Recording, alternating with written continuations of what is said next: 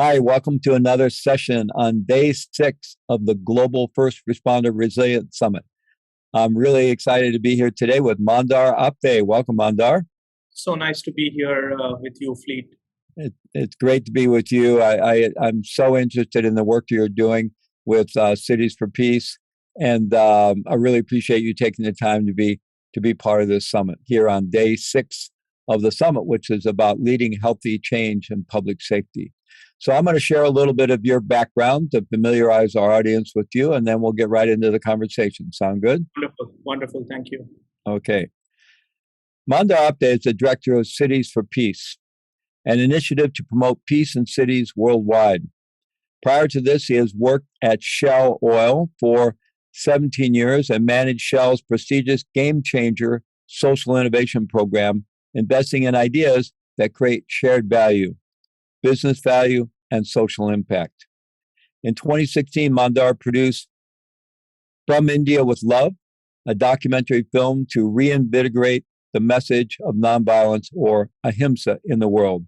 Aligned with this mission, in October 2018, Mandar hosted the inaugural World Summit for Countering Violence and Extremism that brought together peace activists and law enforcement executives from across the world in the spirit of promoting peace and compassion in the world. For nearly 2 decades, Mandar has taught leadership programs using meditation practices for the International Association for Human Values and the Art of Living Foundation. Let's start off a little bit with your background. Let's talk about how you got involved with public safety and reducing violence in the cities. You're from India, and I believe you originally moved to the States to go to graduate school, and then pretty much stayed, although you're back in India at the moment, visiting family. And I think with the COVID thing, maybe you got stuck there a little bit. But share us a little bit about, how you found your way into doing this work to try to bring peace to our cities and working with both the community and law enforcement. Yeah, Fleet. So firstly, thank you for what you are doing, and thank you for your decades of service. I'm just getting started. I spent the last 25 years now in the United States. Came as a graduate student and then started working for Shell Oil Company in Houston. In my job, I used to travel about 200 days a year. And reflecting back on those years, I have been part of, a mob chasing me in Nigeria, and several occasions where you are lost in a city. And what do? We see a person in uniform and we trust them, and we ask them for all kinds of things, officer, where is the nearest Starbucks? And over my 25 years, I have never met any officer in any part of the world that would look at me and say, are you stupid? Like, why are you asking me where is Starbucks? So I feel that the officer is so into serving that, we take that for granted sometimes. And we should honor these men and women who are, going beyond the line of duty sometimes, often. And we take peace for granted. But whenever there is violence, these are the first people that will, care less about their safety, more about your safety, and jump into help. So about 5 years ago, I started thinking about, my own purpose. Like, okay, I had spent 20 years in corporate sector, and I had become a scholar at George Mason University. The reason I had left my day job is I was on to a mission of can peace be profitable? And the reason I had started thinking about this was in the United States, we have so much violence that we have become immune. We have been desensitized. But whenever there is an act of violence near our neighborhoods or communities, then, we might go with a candle or some flowers. And so I started thinking, how can I be part of the solution to stopping violence? And that is where I got in touch with the law enforcement community, because they are the first responders, for the very reason that they are the first to respond to any act of violence, whether it is a personal, domestic abuse situation, or all the way to global terrorism. And I started interviewing the law enforcement community, uh, trying to see if civil society, if people like you and me, can complement and can be part of the solution, because we all need more peace, but we take it for granted. So long story short, my involvement in public safety was primarily through a personal key moment of truth, that I won't do anything about violence or being a part of the solution till violence happens to me, maybe my community neighborhood school. And so that was a wake up call. And what? I'm waiting for an act of violence to show my compassion. And so that, took me into this rabbit hole, I would say, of peace and public safety, and public health is included in that. You probably didn't realize how big of a rabbit hole you were jumping into at the time. So, but I'm really happy that you found your way to this work.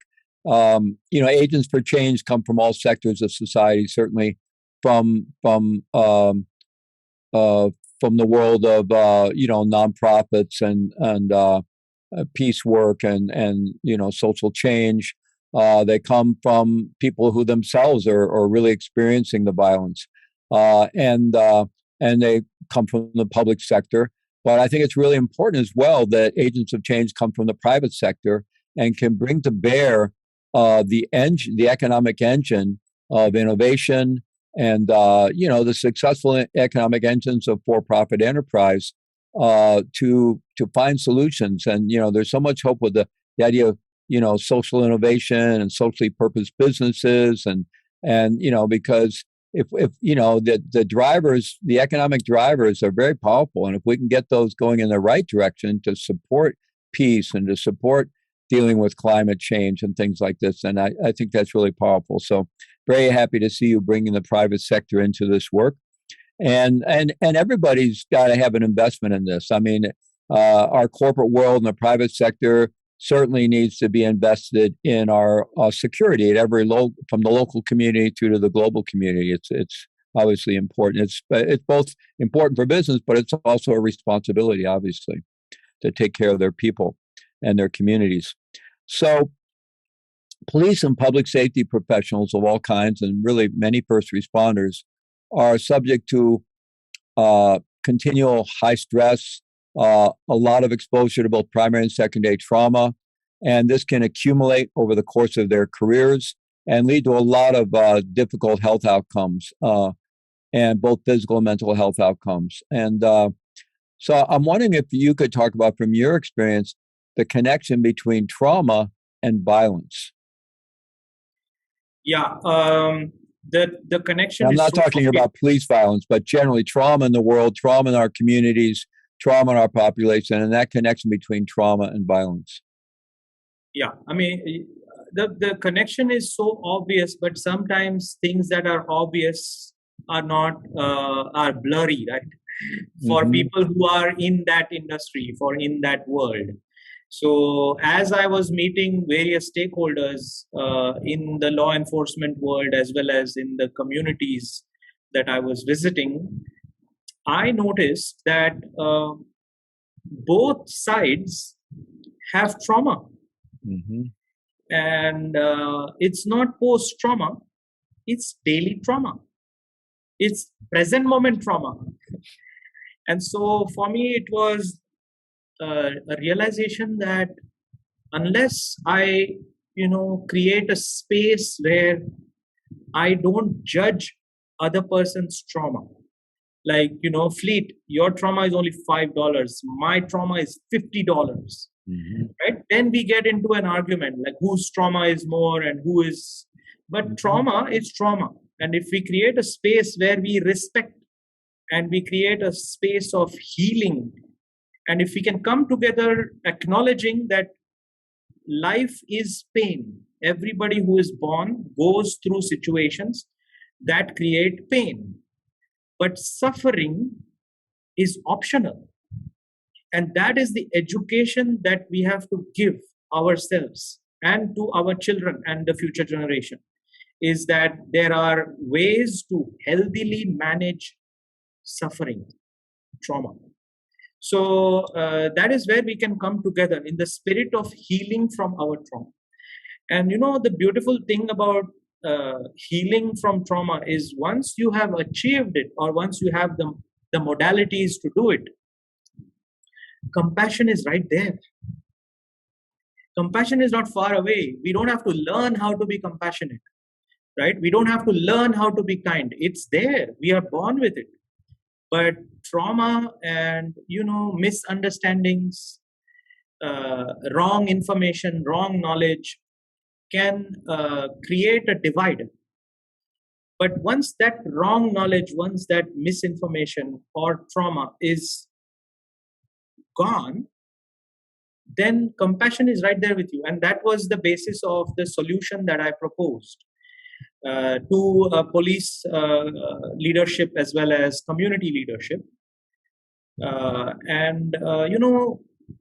thing that you mentioned about business playing a bigger role, the dollar number that the cost of violence for a city like, for example, Los Angeles. One homicide in Los Angeles, if you add all the dominoes that need to fall, that need to come into play, that cost is $1 million roughly. Wow. So one murder, $1 million are being spent by the taxpayer, by the city. And for cities with violence, unproportionate levels of violence, this is why we need to promote peace. Is you want to save money. Why are you wasting money on violence or the after effects of it? Let's go to the root cause and let's promote peace, which includes inner healing. Because if the person is not healed from their trauma, then that creates a repeat cycle of revenge, of violence leads to violence. So as they say in the inner city, hurt people hurt others. One of the community leaders I taught, he educated me with hurt people don't always hurt other people. Hurt people may hurt other people depending on your coping mechanisms. Yes. What books do you read? Who was your grandmother? So hurt people may hurt other people. But he said, after doing my workshop, he said, healed people will always heal others. And that's such a profound statement. It's like, whenever you have had apple pie, you will not keep it to yourself. You will go and say, hey, you need to have apple pie. That's what compassion and peace and love and that inner state of well-being is if we are able to give a glimpse of that peace, inner peace, then I think that is one of the missing links to being part of violence reduction programs that cities are looking for. Wow, well, you shared so much there, and just some really important points that you made. But that one data point about the financial cost of a single murder, a single homicide, I mean, that is really startling. And when you think of just in our country, in the U.S. here, much less around the world, but some of the big cities, where there is a lot of violence, and we've heard a lot in the news about Chicago and the number of killings going on there, but all of our major urban centers have issues with way too much violence and too many homicides, and how those dollars mount up at $1 million a homicide, and how the good that could be done with those same taxpayer dollars, if it was funded into prevention and things that would, create support and caring for the community and improve social cohesion and all the rest of it. And, you brought up the equalizing trauma. I do really think it's important to see that there's trauma on all sides. Certainly, there are many communities that have more than their share of trauma, and some of it is historical. Some of it is about growing up in poverty, growing up under racism, growing up under gender, sexual orientation, oppression, and things like that.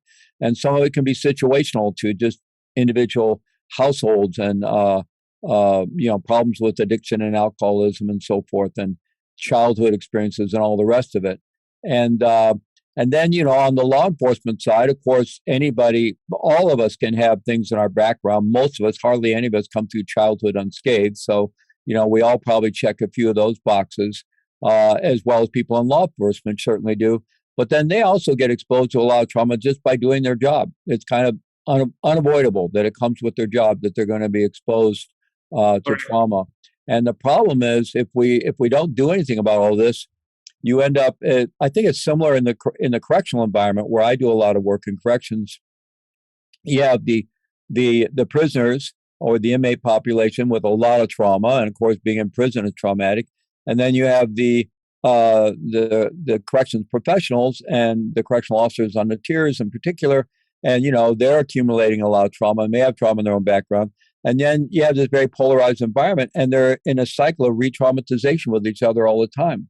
And I think the same thing can happen in our communities, between the community and the police, especially in some of our more challenged areas and neighborhoods and so forth. So I think you're going right to the heart of the problem where it needs to change. And you talked about our innate capacity for kindness and compassion and altruistic behavior. And we share that belief and that certainty and that faith in humanity. And what gets in the way of that is fear, right? When that gap, the misunderstandings you said, and the fear that arises, and trauma can set us up to be more prone to fear. And then we're back in fear and survival mode. And that can even take us into acting out aggressively. And what we need to do is lower the fear. If we can lower the fear, create the understanding, bring people together, then our natural innate tendencies towards kindness, compassion, altruistic behavior come out, as you've been pointing out. So really so much there that you're sharing. I want to talk specifically about the trauma, both the cumulative trauma that many law enforcement officers and other first responders carry with them, and then especially in some of our inner city areas. And of course, we can have the same problems out in rural areas, but in some of our inner city areas where I know you've been working in various cities with some of the people that are gang involved and so forth, or have been gang involved, and in some of these neighborhoods where there's a lot of gang activity, there's just a lot of trauma there of all the different types I was describing a moment ago. So in terms of bringing strategies and skillful means to help people heal their trauma, or to provide them the tools to heal their own trauma, right? To provide them the tools to heal their own trauma. I know you've been involved a lot with meditation over many, many years. And so I'm curious about what you're seeing is effective. What are the tools that you're offering to people that they can learn to sort of manage and heal their own trauma so that it doesn't trigger us into those cycles of violence?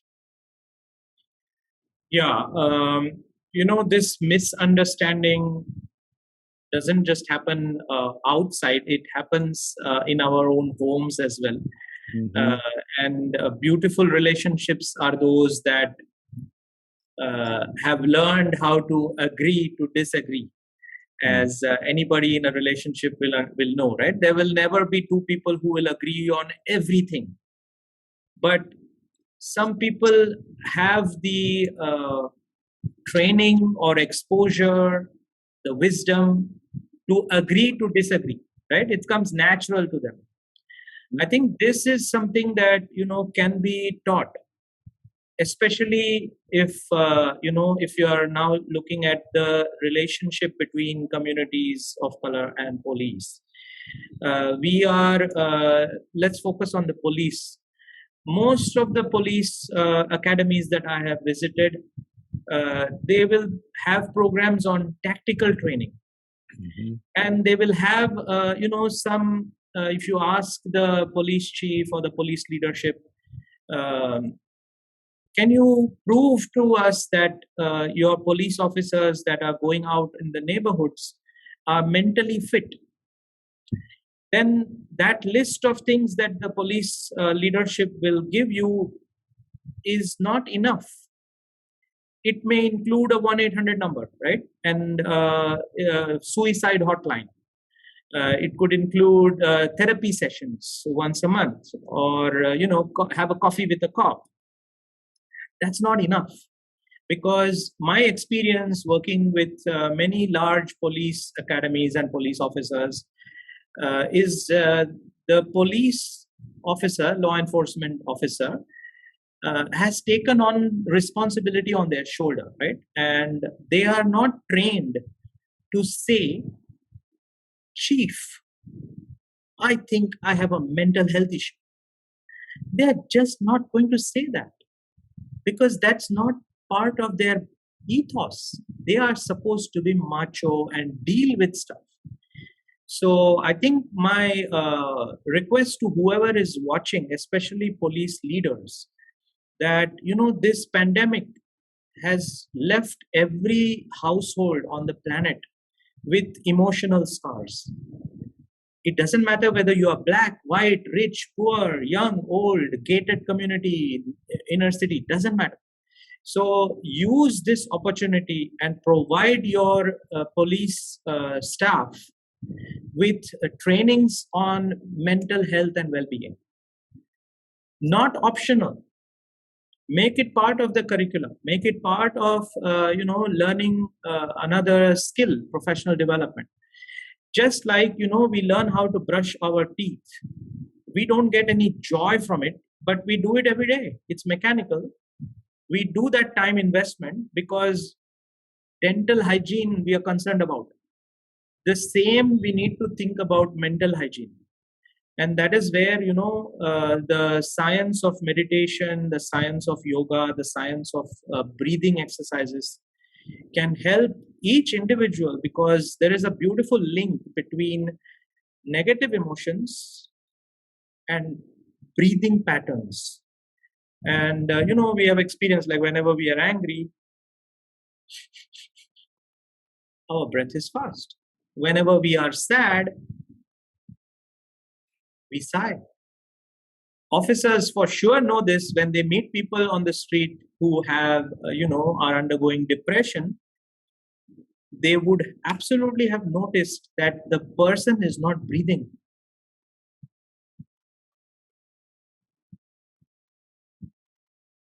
Anxiety. I'm sure officers have met people who are anxious. Right? So this is the beautiful universal science that emotions in the mind have a specific breathing pattern.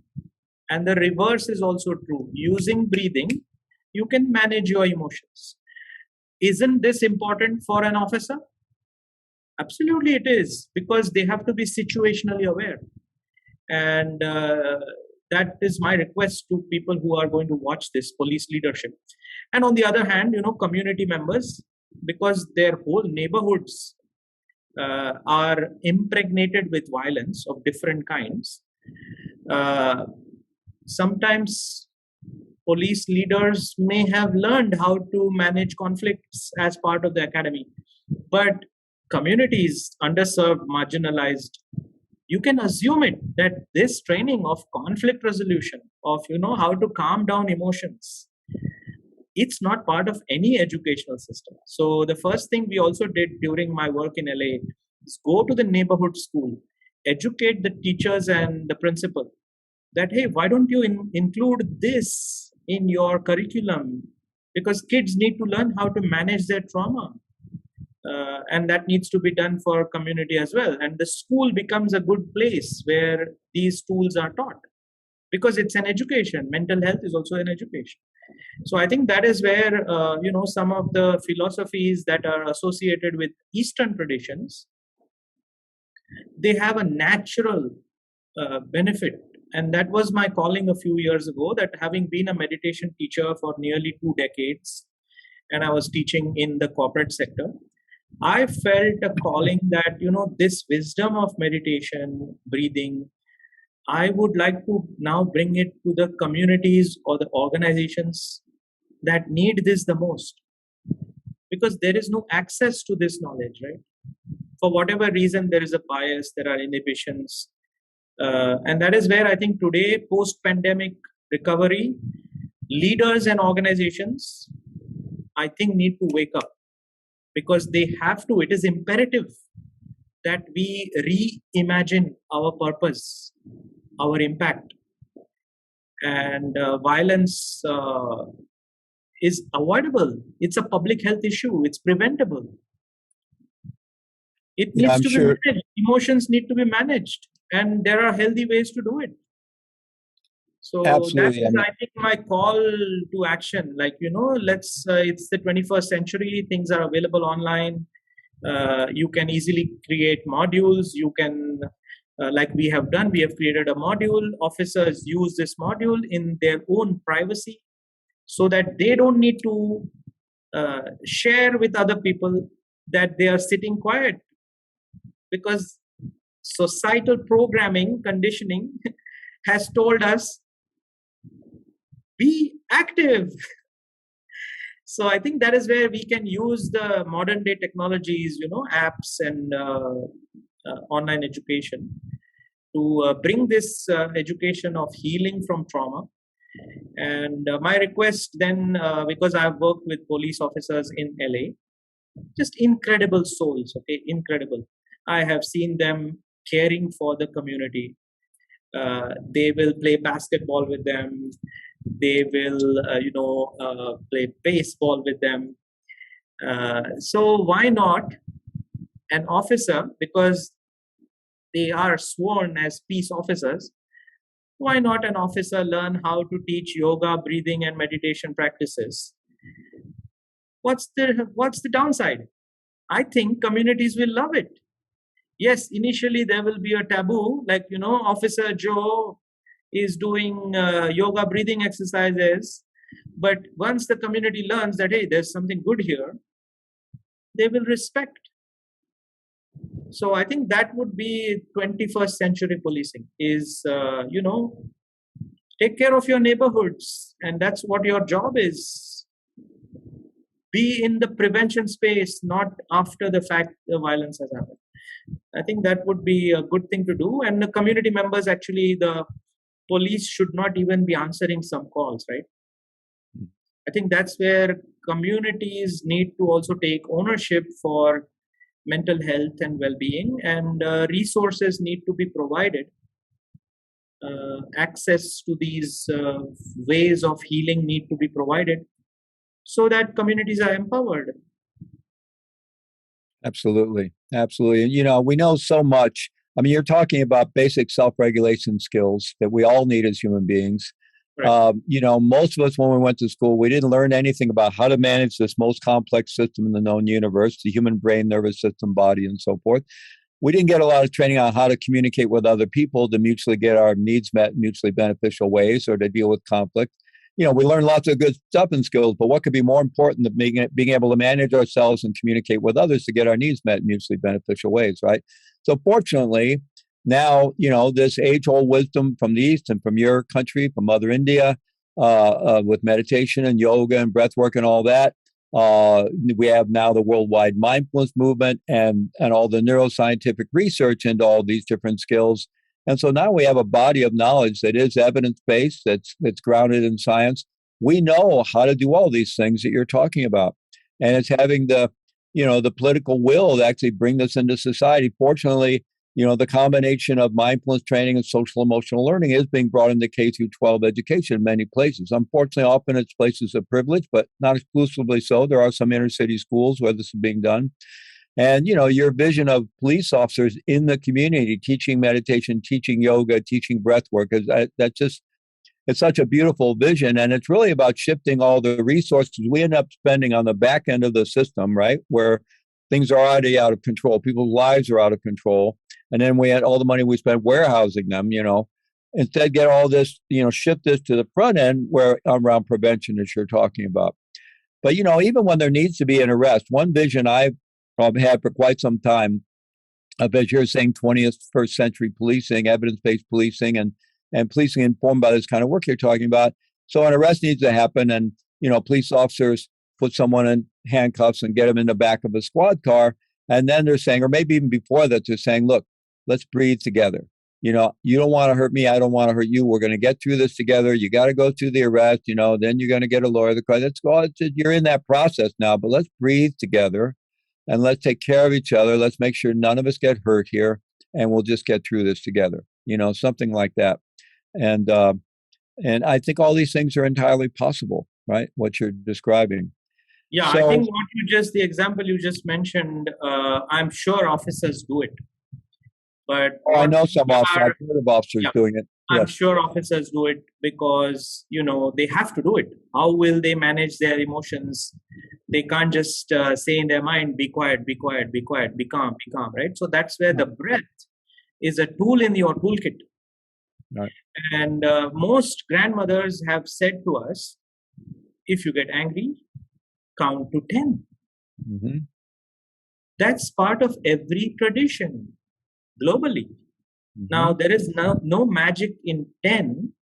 What that does is it harmonizes your breath. And then you don't do things out of that anger, which later on you will regret. Mm-hmm. That wisdom, you can say it's policing 101. Absolutely. To be able to self-regulate, to be able to make good decisions and so forth. Then that is where, this will not only improve their health, right? So if you're again talking about money, police officer, because of stress, because of challenges, day off is cost. Yeah. Absolutely. Huge healthcare costs and the absenteeism costs and all the rest of it that can be turned around by any action they do that is then becomes a lawsuit is cost. Mm-hmm. And if you do a debrief of situational, like how could the officer have handled it, that's again where this training, the tools in the toolkit, if they are accessible, the police officer will be able to manage the situation more effectively. Well, you spoke about the academies a moment ago, and I know even in your work in the corporate sector, in the corporate sector, you often talk about, the hard skills and the soft skills. And then, you get the same thing in law enforcement. I really believe we need to dissolve that boundary. The so-called soft skills in the corporate world, things like emotional intelligence and so forth, and self-regulation skills, are actually more determinant of success than the so-called hard skills. But, they can be completely integrated. Any tactical training can have mindfulness and breath work built into it.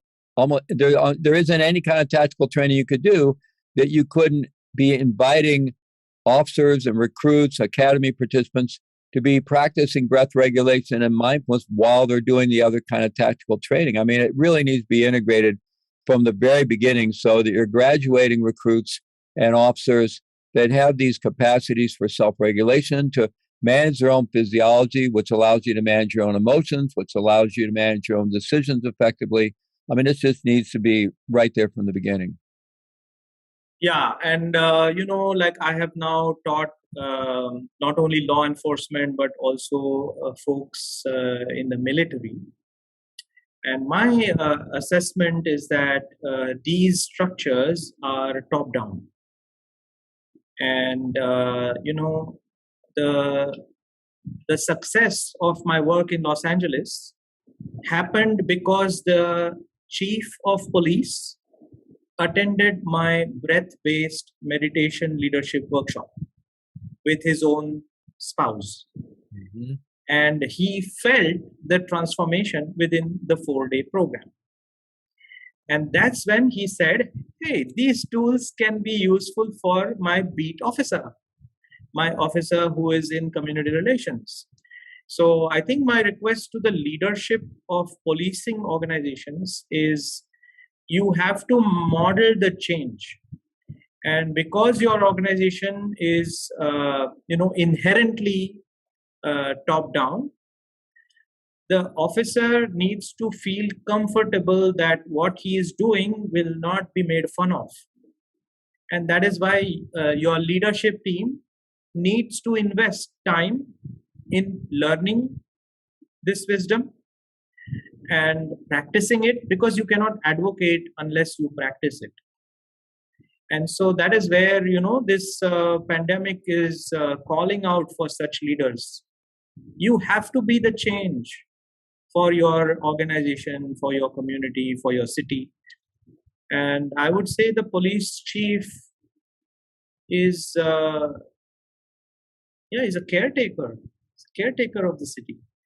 So prevention and how you spend your, time on your own mental well-being is so important. And if you can be a role model for that, then the chain of command will follow it because they are inspired by you. Absolutely. Absolutely. I think it's your point. It's really important for public safety leaders, not just to make the decision to support this kind of work and provide the budget and, bring in trainings for line staff, but it's important that public safety leaders model it themselves, right? Model good self-care and a more holistic approach to working in resilient ways and so forth. Because when leaders model it, then that's when it really has great influence. I'd like to talk a bit about your Cities for Peace program. So there has been a breakdown in trust in many communities between the community and the police. Not universally, but on some levels within some sectors. And here in the U.S., where we've had, so many of these tragic police shootings and police killings of unarmed persons of color and unarmed people altogether, both people of color and Caucasian people, but it's particularly impacted the communities of color and led to some real breakdowns in trust. And unfortunately, our justice system wasn't really dealing with it either. It seems like now police are going to be held accountable. But at the same time, it's created an environment of blaming police, and police have a really tough job, and so there's it. The answer isn't going completely the other way and getting punitive and having police be terrified of the community and terrified of doing their job, right? So it's really about creating the trust, right? And if somebody in uniform or out of uniform actually does something that is really criminal and needs to be dealt with, that needs to be dealt with by the justice system. But before that, we have to find ways to rebuild the trust. And so I'm curious about on the ground, what Cities for Peace is doing in Los Angeles and other communities, because I know you work with law enforcement, you work with the community, you work with either currently gang involved or formerly gang involved members of the community, and you've also brought business leaders from the private sector into these programs. Could you talk about how that works and how you're actually rebuilding that trust? Yeah, I think, again, the learnings from corporate sector or even your home on the role of communication is so important in building trust, in building those bridges. Because once that communication breaks, then we are, always misunderstanding or misperceiving what has happened. So if you look at the mechanics of, where trust breaks, you either perceive things wrongly, you either observe things wrongly, and then it's observation written as well as print and media, or you express things wrongly. So whenever somebody is stressed, you will see that these three levels of communication suffer. One is perception, observation, and expression. So that is where the Cities for Peace program starts with giving people tools to manage their mental well-being. Because if you are stressed, then you are by default going to have a wrong perception, wrong observation. And when your stress goes away, you are going to say, oh, was it that? Right? So that is the root, the cornerstone of our program is to give people tools based on this science of the breath that I was explaining before to manage their own stress, manage their own well-being. So that becomes step number one. Step number two is related to this, is trauma healing. Like, the trauma doesn't have to be today's trauma. It could be trauma that happened 20 years ago that still rules your life, because whatever happens creates a bias and an inhibition and a fear. So as you continue these breathing exercises, you are healing yourself from that trauma, quote unquote, being free from that mental impression of an event or a situation. So with these two steps, I think the individual is stronger in terms of being mentally fit to listen to the other side, right? Because like I said, if we are not mentally ready, mentally calm, composed, compassionate, we are not going to listen to the other side with that compassion, and we are going to judge. But when we are stress free, when we are mentally in that serene space, we will listen and observe with compassion.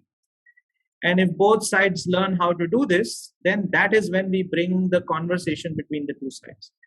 Usually when I have started doing this work 3-4 years ago, people talk about restorative justice. And my only question is, there's nothing wrong about restorative justice circles. It's a great idea. But the person who is holding the space and the people who are in that space, they need to restore themselves every day. Right? So that is where this work, the inner work, will help improve that restorative justice practice as well. Because you cannot start conversations unless the trauma is healed, because it will keep coming back, right? You did this, and 5 years ago you behaved this way, right? So that is where the cornerstone of our programs is building the inner strength of the individual. The second step, like I explained, is having conversations between people who want to have conversations, right? So we are not forcing the conversation. And the third step is we actually want the community to learn how to promote this trauma healing, peace work, and become peace builders. Because the field of peace building also needs to be contextualized and brought to a community level, or even at an individual level. The reason is that the community leader has a much more connect with what is happening with an individual and can influence that person before even that person does an act of violence. So I think that is where we need to build the strength of the peace building.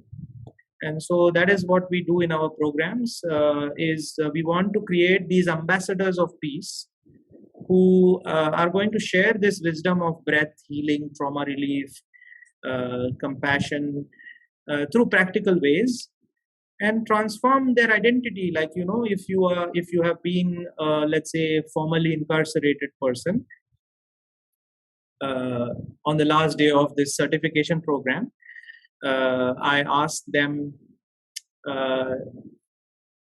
so have you sold drugs? And they will say yes. So I say, that means you know the art of selling. I want you now to sell peace.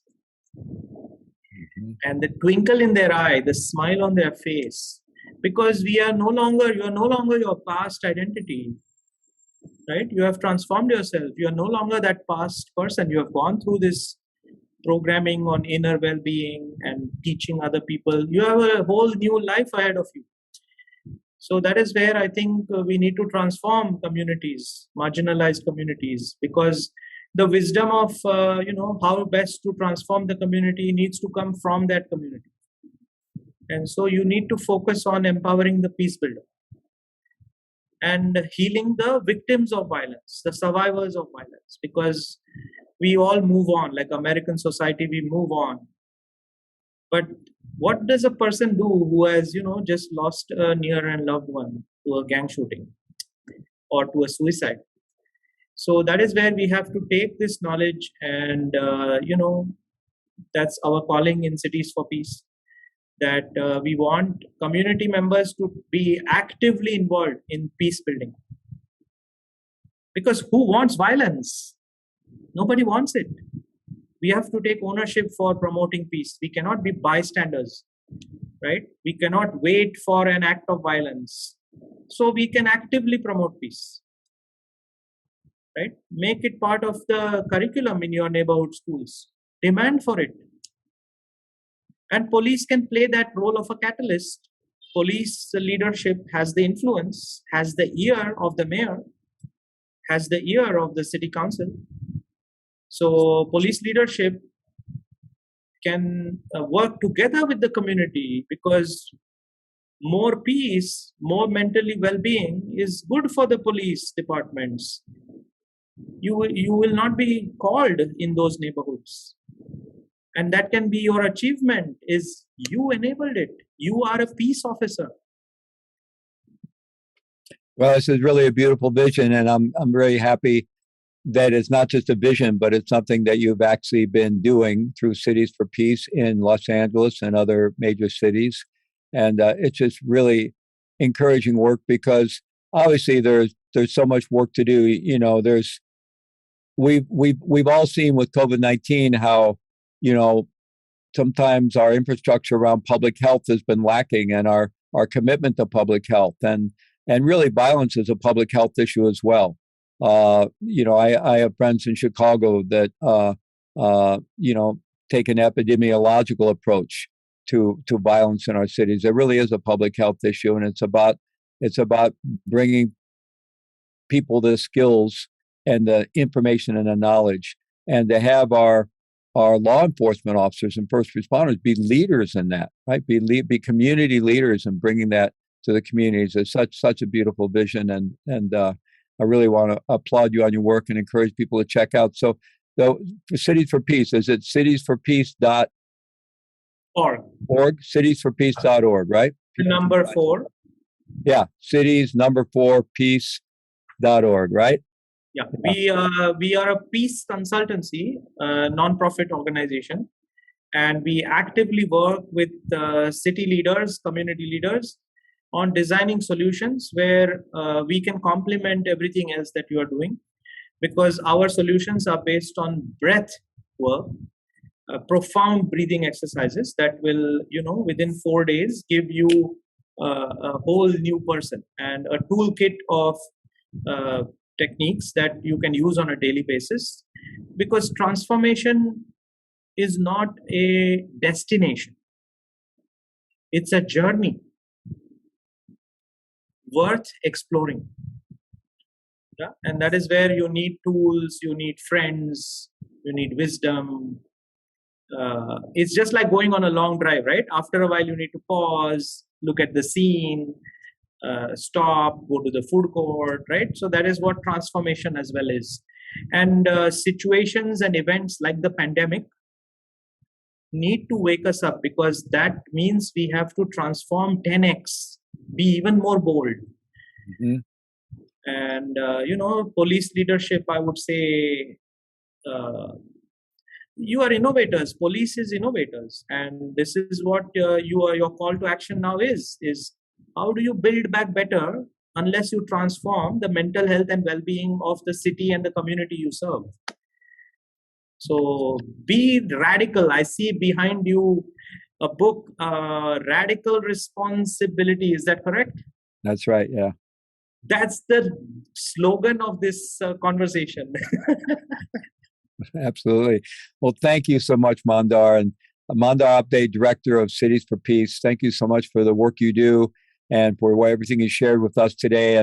And really, what you're speaking is that innovation we need. We need to really get out of the boxes and really innovate. And we have the tools and the science and the knowledge, East and West, to really do the work. We just got to do it. So thank you so much for leading the way. Yeah, and then my gratitude to you and all the law enforcement executives that will be watching this. Your service is, humbling, inspiring, and this has been a very turbulent year. So thank you for everything that you have done for the cities and communities you serve. We are available for being a thought partner, being part of the solution, because we are in it together. We are not separate from you. Civil society cannot be away from the solution that we can design.